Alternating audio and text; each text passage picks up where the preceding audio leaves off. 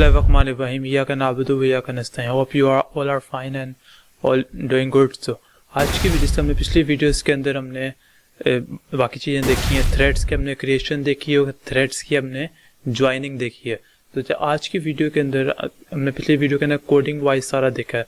तो आज की वीडियो के अंदर हम लोग एक नई चीज़ देखेंगे जो थ्रेडिंग के ऊपर है, जिसका नाम है cancellation. Cancellation is very much important. और कैंसिलेशन के अंदर आपको याद रखना, आज की वीडियो का हम लोग सेगमेंट्स के अंदर डिवाइड करेंगे। सेगमेंट्स क्या होंगे? पहले सेगमेंट के हम लोग देखेंगे कैंसिलेशन के बारे में। उसके बाद हम लोग देखेंगे कैंसिलेशन का मतलब कोडिंग वाइज देखेंगे। और वीडियो के लास्ट के अंदर हम लोग देखेंगे इश्यूज़ क्या आते हैं थ्रेडिंग के अंदर, क्या क्या इश्यूज़ आते हैं। उस टॉपिक पर भी हम बात करेंगे जो आपके थ्योरी के पॉइंट ऑफ व्यू के बहुत ज़्यादा इंपॉर्टेंट। तो आज की वीडियो जो इंपॉर्टेंट होने जा रही है वो थ्योरी के पॉइंट ऑफ व्यू से भी होने जा रही है और कोडिंग के और लैब के पॉइंट ऑफ व्यू से भी होने जा रही है। दोनों के पॉइंट ऑफ व्यू से बहुत ज़्यादा इंपॉर्टेंट होगी। So let's we move to the first segment of our video, that what is कि थ्रेड कैंसिलेशन क्या होती है। थ्रेड कैंसिलेशन की टाइप्स क्या। थ्रेड कैंसिलेशन सबसे आपने याद रखना है कि थ्रेड कैंसिलेशन क्या होती है। ये एग्जिट नहीं होती। एक होता है थ्रेड को एग्जिट करना, इसको आप इधर आप थ्रेड को एग्जिट नहीं कर रहे, इधर आप थ्रेड को कैंसिल कर रहे हैं। मतलब कैंसिल के अंदर दो टाइप्स होती हैं आगे, एक होती है एसिंक्रोनस और दूसरी होती है डेफर्ड कैंसिलेशन। तो आगे ये दो टाइप्स होती हैं और आगे दो स्टेटस होते हैं कैंसिलेशन के। स्टेटस क्या होते हैं और टाइप्स क्या होती हैं, दोनों अलग अलग चीज़ें। स्टेटस क्या होता है कि आपका जो थ्रेड है वो आपका इनेबल है, आपका कैंसिलेशन है उसकी इनेबल है या उसकी डिसेबल है। तो अगर तो आपकी कैंसिलेशन इनेबल है, इसका मतलब ये आप कैंसिल आप कर सकते हो। अगर आपने कैंसिलेशन की स्टेट आपने डिसेबल रखी हुई है तो इसका मतलब ये आप कैंसिल नहीं कर सकते। तो इसी वजह से अगर आपने एक दफ़ा कैंसिल की स्टेट इनेबल की है, उसके बाद डिसेबल करके फिर से इनेबल कर दी है, तो उस तरीके से आप उसकी वर्किंग कर सकते हैं। मतलब आप एग्जिट नहीं कर रहे, आप बाद में इनेबल और डिसेबल करके आप इसकी वर्किंग कर रहे हैं। लेकिन तो इसलिए आप इसको कहते हैं कि आपकी कैंसिलेशन है या आपकी एग्जिट नहीं है। तो अच्छा, तो इसके आगे हम देखते हैं कि कैंसिलेशन का हमने ये याद रखना है कि थ्रेड कैंसिलेशन एक इज़ अ टारगेट स्टेट होती है। मतलब अब आगे हम इसकी टाइप देते हैं, उसके अंदर आपको ज़्यादा क्लैरिटी होगी। जो पहली टाइप होती है वो आपने याद रखनी एसिंक्रोनस। एसिंक्रोनस के अंदर ये होता है कि आपका जो भी आप कैंसिल करते हो, हम देखेंगे किस तरीके से इसका सिंटेक्स क्या होता है। सिंटेक्स आप इसका देख सकते हैं। इसका सिंटेक्स ये होता है कि पी थ्रेड सेट टाइप उसके आगे आप लिखते हैं एसिंक्रोनस। उस तरीके से आप ये इसका सिंटेक्स होता है। उसके आगे आप इसका आगे देते हैं कि आपने किस तरीके से उसको कैंसिल करना है। तो एसिंक्रोनस का आपने ये याद रखना है कि एसिंक्रोनस क्या होती है, इमीडिएटली उसी वक्त आप अपने थ्रेड को आप कैंसिल कर सकते हैं। जब आप एसिंक्रोनस लगाते हैं तो उसी वक्त जहाँ भी होता है उसको आप कैंसिल कर देते हैं। लेकिन जो इसकी दूसरी टाइप होती है उसका नाम होता है डेफर्ड कैंसिलेशन। डेफर्ड कैंसिलेशन के अंदर वो उसी वक्त नहीं, इमीडिएटली नहीं करता, लेकिन वो आपको एक स्पेसिफिक पॉइंट दे देता है कि इस स्पेसिफिक पॉइंट पर जाकर वो कैंसिल कर देगा, वो आपका थ्रेड जोन सा वो कैंसिल कर देगा। तो इस वजह से डेफर्ड की डेफिनेशन आप यहाँ पर देख भी रहे होंगे कि डेफर्ड की डेफिनेशन क्या होती है डेफर्ड कैंसिलेशन की, कि it give a specific point two the target thread to cancel it a specific time. तो वो एक टारगेट थ्रेड पर जाके आपका वो पॉइंट जाके को कैंसिल कर देता है, उसी वक्त कैंसिल नहीं करता। तो इसका आप सिंटेक्स आप कह सकते हैं। सिंटेक्स क्या होता है कि P thread set cancel type. वहाँ पर टाइप लिखते हैं क्योंकि ये उसकी टाइप होती है, तो इस वजह से हम लोग वहाँ पर टाइप देते हैं। तो आगे हम लिखते हैं डेफर्ड कैंसिलेशन, तो वो उसी वक्त आपकी वो कैंसिल कर देता है, उसी वक्त एक स्पेसिफिक पॉइंट पे जाके वो कैंसिल कर देता है। तो ये इसका डिफरेंस होता है। डिफरेंस बड़ा इंपॉर्टेंट होता है, आपको ये डिफरेंस पता होना चाहिए। एसिंक्रोनाइजेशन क्या होती है और डेफर्ड कैंसिलेशन क्या होती है। तो ये इसका बेसिक इसका डिफरेंस है। आगे हम इसको डिटेल में भी देखेंगे। उसके बाद हम देख लेते हैं कि कैंसिलेशन की स्टेटस क्या होता है। स्टेटस दो तरह के होते हैं, आपको मैंने पहले भी बताया था। एक होता है इनेबल, दूसरा होता है डिसेबल। अगर तो आपने जो आपने एक बात और याद रखनी है कि डिफ़ॉल्ट जो होता है वो इनेबल ही होता है स्टेटस। मतलब आप किसी को भी आप ये नहीं आपको करना पड़ता कि पहले आप इनेबल करें उसके बाद आप कैंसिल कर सकते हैं। आप कभी भी क्योंकि डिफ़ॉल्ट जो होता है वो इनेबल होता है, तो आप किसी भी टाइम एसिंक्रोनाइजेशन या डेफर्ड के ज़रिए उसी वक्त आप इसको कैंसिल कर सकते हैं। और इसके बाद जो दूसरा होता है उसको कहते हैं डिसेबल। मतलब जब आपने डिसेबल आपने कैंसिल नहीं करना चाहते तो आप उसको बेशक डिसेबल कर दें, लेकिन ये ज़रूरी नहीं होता कि आपने डिसेबल भी लगाना है। तो आप इसको बस आपको सब पता होना चाहिए इनेबल और डिसेबल क्या होता है। ये इसका बेसिक चीज़ है इसके बारे में, इसके स्टेटस के बारे में कि एक इनेबल है और दूसरी जो सी है वो डिसेबल है। तो उसके अलावा आपको बाकी चीज़ें जो पता होनी चाहिए वो आपको मैंने बता दी हैं। बाकी हम लोग कोडिंग के पॉइंट ऑफ व्यू से हम लोग वीडियो के अंदर देखते हैं, स्क्रीन के ऊपर जाके देखते हैं कि आगे क्या है। तो ओवर टू द स्क्रीन। अच्छा, तो हम आगे स्क्रीन के ऊपर यहाँ पर आप देख सकते हैं कि सबसे पहले दो चीज़ें मैंने इस पर दोनों को एक साथ ही लिखती है कि कैंसिलेशन ऑफ थ्रेडिंग टाइप्स क्या होती हैं। इसमें दो आती हैं, एसिंक्रोनाइजेशन कैंसिलेशन और दूसरी आती है डेफर्ड कैंसिलेशन, जो भी हमने देखी है।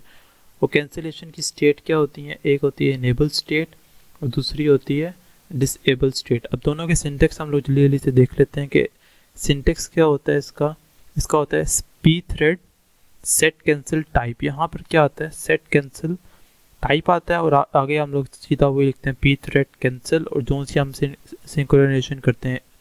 अगर हम ए सिंक्रोनाइज करें तो हम लोग यहाँ पर उसका नाम लिखते हैं और आगे हम क्या दे देते हैं, नल।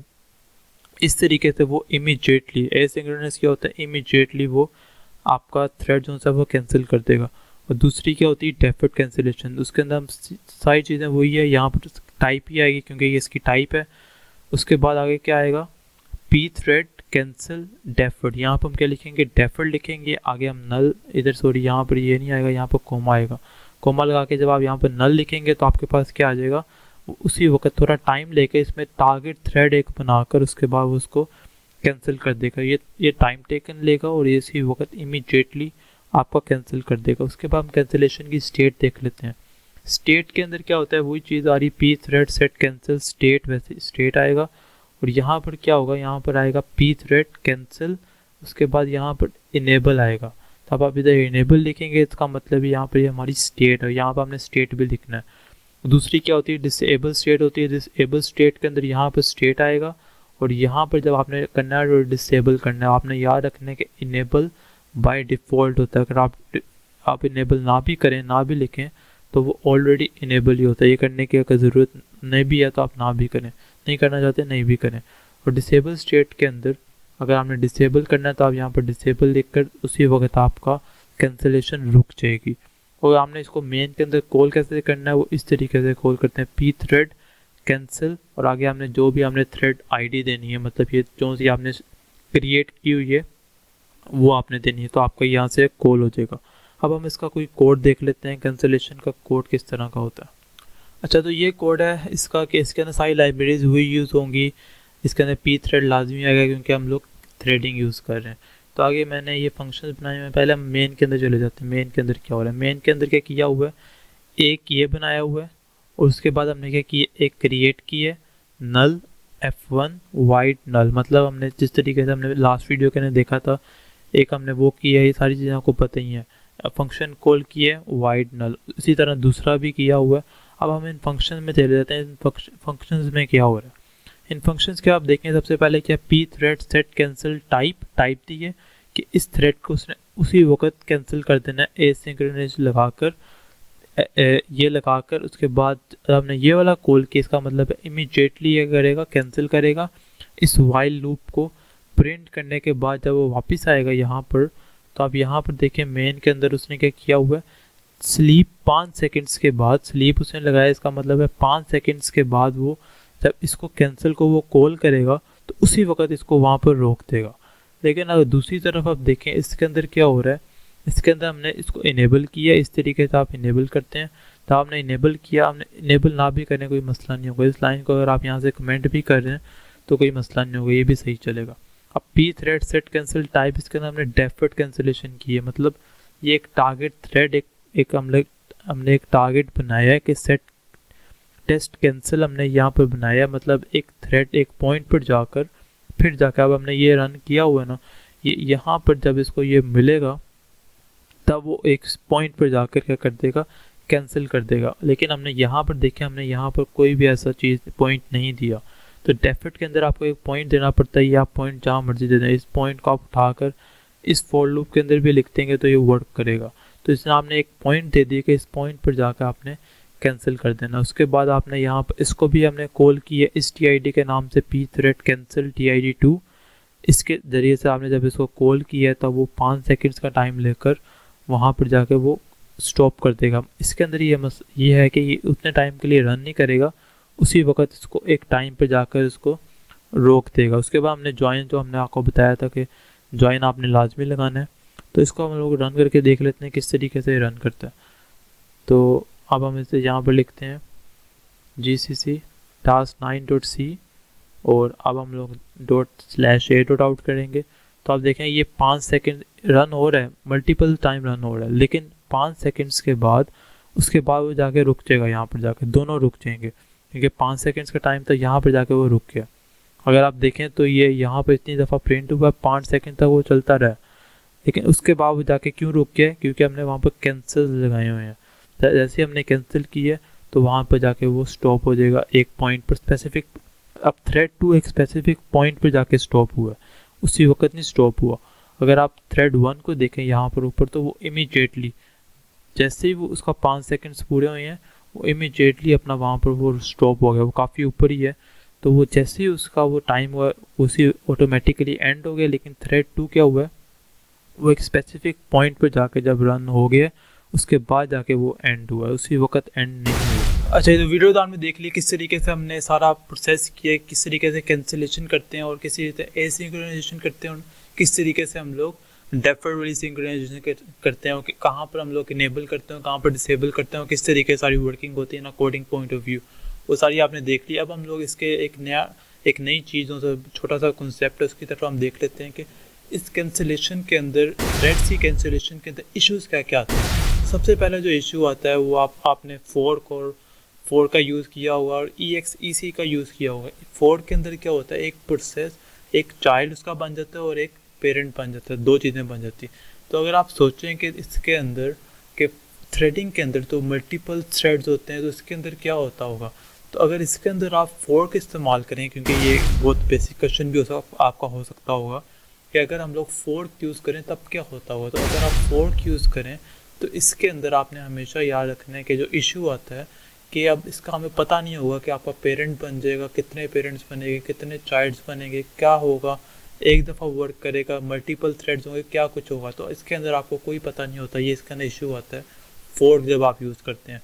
और दूसरा जो इसके अंदर एक इशू होता है कि EXEC की दफ़ा क्या होता है, क्योंकि आपको पता होगा EXEC क्या करता है, वो रिप्लेस कर देता है कंप्लीट प्रोसेस को फोर्क के अंदर। लेकिन यहाँ के अंदर, यहाँ जो इस थ्रेडिंग के अंदर भी वो पूरा प्रोसेस ही रिप्लेस करता है। तो एक पहला आपने इशू याद रखना है, एक फोर्क का, EXEC का, कि इसके अंदर क्या होता है। फोर्क के अंदर वो आपको कोई पता नहीं होता क्या वो करता है, और EXEC के अंदर क्या होता है कि वो कंप्लीट प्रोसेस उसके अंदर भी कंप्लीट करता है, इसके अंदर भी कंप्लीट प्रोसेस ही वो रिप्लेस कर देता है। अच्छा, उसके बाद जो थ्रेडिंग के अंदर दूसरा इशू आता है वो ये है कि सिग्नल्स कहाँ पर ट्रांसफ़र होते हैं, क्योंकि फोर्क के अंदर तो वो जब सिग्नल आपको कोई भी मिलता है वो आपको प्रोसेस के अंदर मिलता है। लेकिन आपने अब थ्रेडिंग के अंदर इशू क्या आता है कि आपको पता नहीं होता कि वो कहाँ पर, आप ये क्वेश्चन भी हो सकता है कि कहाँ पर जब सिग्नल्स ट्रांसफ़र होंगे किधर होंगे। तो मल्टी थ्रेडिंग के अंदर आपने हमेशा याद रखना है कि इसके अंदर हम एक थ्रेड असाइन करते हैं कि कोई भी सिग्नल अगर ट्रांसफ़र होगा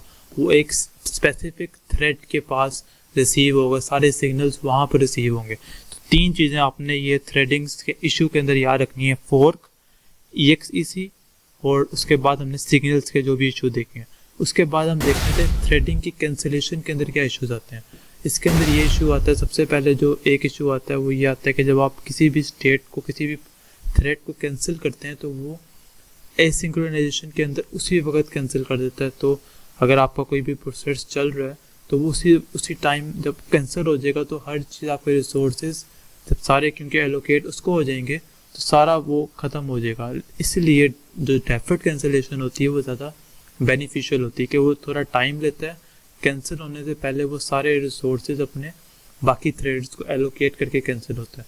तो ये बड़ा, इसके अंदर ये इशू आता है कि एसिंक्रोनाइजेशन के अंदर ये इशू आता है, जो डेफर्ड के अंदर वो सोल्व हो जाता है। उसके बाद जो दूसरा इशू आता है वो ये आता है कि आपको अगर बहुत सारे थ्रेड्स क्रिएट करने पड़ते हैं, आपको अगर क्रिएशन के अंदर बहुत ज़्यादा टाइम लेते हैं, ये भी एक इशू आता है क्योंकि आपके मल्टीपल थ्रेड्स, जब आप मल्टी थ्रेड्स के अंदर काम करते हैं तो आपको बहुत ज़्यादा थ्रेड्स क्रिएट करने पड़ते हैं। तो इस वजह से अगर इसका जो सोल्यूशन होता है वो ये होता है कि आप थ्रेड पूल क्रिएट कर सकते हैं जिसके अंदर, तो थ्रेड पूल के अंदर क्या होता है कि नंबर ऑफ थ्रेड्स वहाँ पर बने होते हैं और सिट एंड वेट, आप ऐसा कह सकते हैं, वो लाइक अ ड्रेसिंग रूम होता है कि आप वहाँ पर वेट थ्रेड जोन्स होते हैं, वहाँ पर वेट कर रहे होते हैं कि अपनी अपनी थ्रेड्स की जब भी उसकी बारी आती है उसका वेट कर रहे होते हैं। तो उसके लिए हम लोग क्या बनाते हैं, थ्रेड्स पूल बनाते हैं इस इशू को सॉल्व करने के लिए कि आपको जो बार बार आपको थ्रेड्स क्रिएट करने पड़ते हैं, उसके अंदर आपको टाइम कंज्यूमिंग होता है। तो उसको आप इम्प्रूव करने के लिए आप थ्रेड पूल बनाते हैं, जिसके अंदर आप नंबर ऑफ़ थ्रेड्स आप बना लेते हैं, मतलब ऑलरेडी आप बना के वहाँ पर सिट एंड वेट का सीन आप चला करके आप जब उसकी थ्रेड की बारी आएगी तब सिर्फ वो वर्किंग करेगा। तो आपको आज की वीडियो समझ तो आ गई होगी किस तरीके से हमने सारे थ्रेड्स के इश्यूज़ पर डिस्कस किए और पहले हमने कैंसिलेशन के बारे में देखा है। तो आज की वीडियो के लिए इतने, मिलते हैं अगली वीडियो के अंदर। It's time to become with new tent with new passion, dream to be unique. Thank you so much. अल्लाह हाफिज़। For more exciting videos, like, comment and subscribe my channel. Thank you so much.